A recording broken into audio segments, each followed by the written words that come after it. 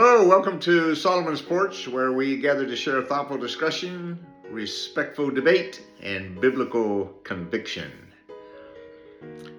What if the next mayor of America's largest city isn't just changing New York, but changing the future of American politics?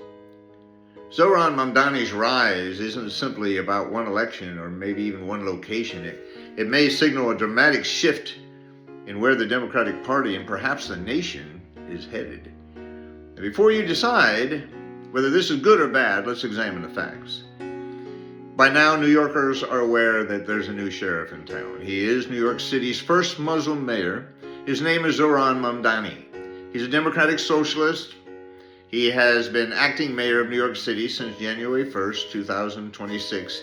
He's only 34 years of age. He was born in Kampala, in the capital city of Uganda. He attained his U.S. citizenship in 2018.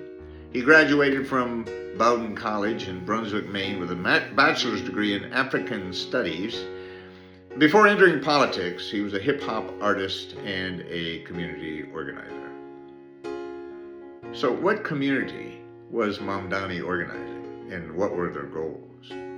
Now, the path of political success, or to political success, used to be serving with honor in the military, or perhaps traveling down lawyer's lane, or proving your abilities to form policy and having experience communicating successfully with others in the world of business. But in recent years, community organizing seems to be the path more and more are taking to climb that political ladder.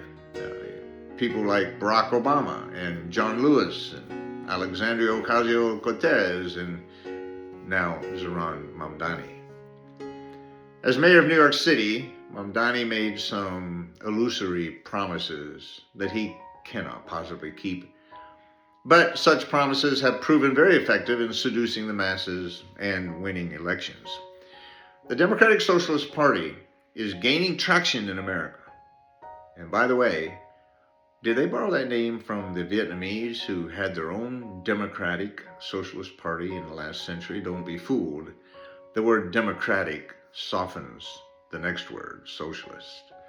Mamdani, as a progressive Democrat, and some would call him a democratic socialist, and others would simply call him a socialist, and still others might refer to him as a Marxist, and now we are but a breath away of calling him a communist.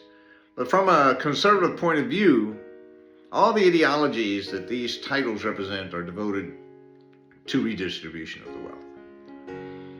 Whatever title you may call him by, and whatever title he deserves, he has promised the following to the great citizens of New York City.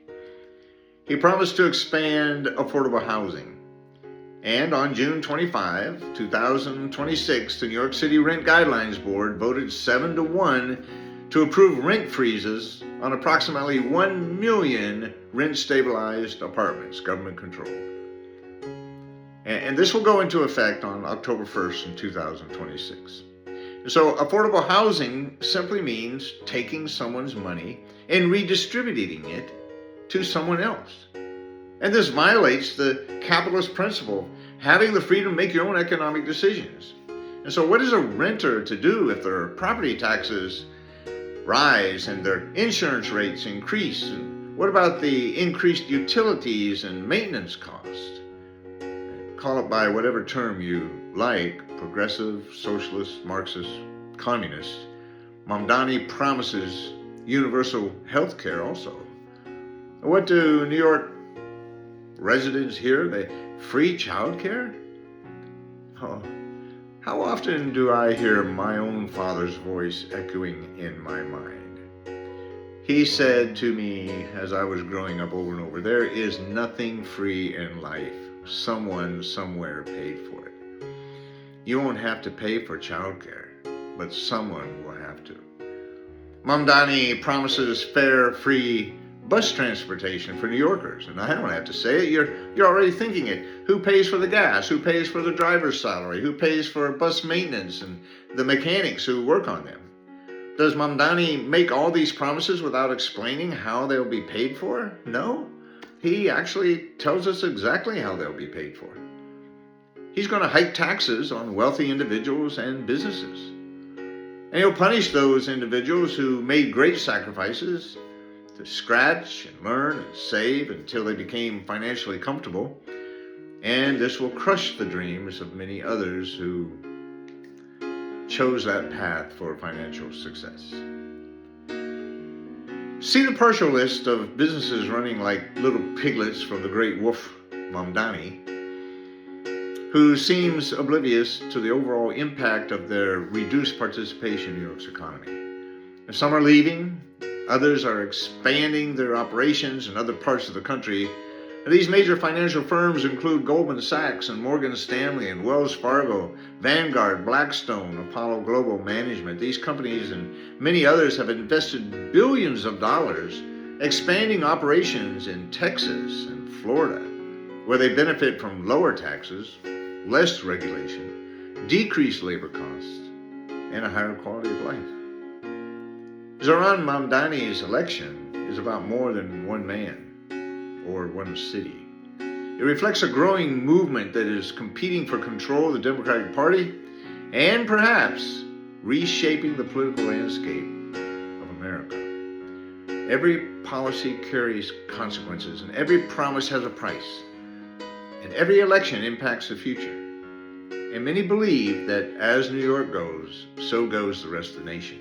And time will tell whether Mamdani's dream becomes America's reality. Please like, share, and subscribe to Solomon's Porch. And until next time, keep seeking wisdom, keep standing for truth, and I'll see you again on Solomon's Porch.